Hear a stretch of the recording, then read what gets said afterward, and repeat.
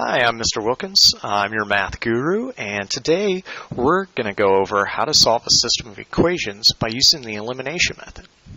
Okay, so first off, a system of equation can be two equations that are written using the same variable. So this one I have here, you can see both equations have an x and they have a y.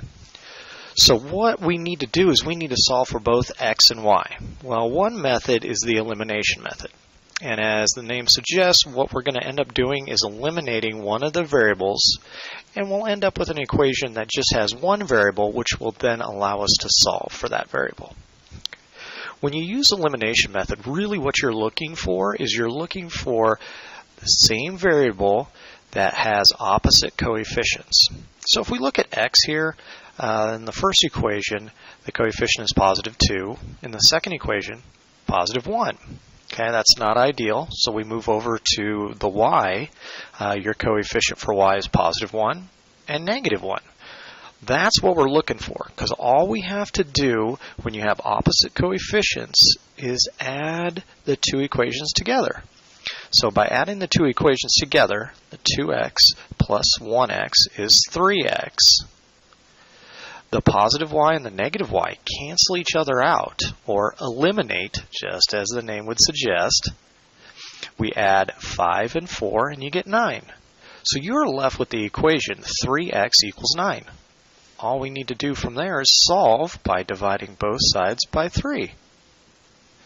So we are left with x on the left-hand side. Right-hand side, 9 divided by 3 is 3. And there's our first answer. Now, we still need to solve for y. So what we're going to do is we're going to take this answer, x equals 3, and plug it into either equation. Really, it doesn't matter which one. I'm going to choose the top equation, so I'm going to replace the x with 3. The reason why I chose the top equation was simply just because y is positive without a coefficient, which means it's just going to be slightly easier to solve than the bottom equation where your coefficient is negative 1 for y. Alright, so I substitute in 3 for x. So I go ahead and go 2 times 3, which is 6, plus y equals 5. Last step, all I need to do here is subtract 6 from both sides. That gives me just y on the left, and positive 5 minus 6, or positive 5 plus negative 6, both ways work. That gives you a negative 1. And that's how we solve a system of equation by using the elimination method. You can go back and double check your answer by substituting in 3 for x and negative 1 for y into both equations, and it should give you a true statement for both.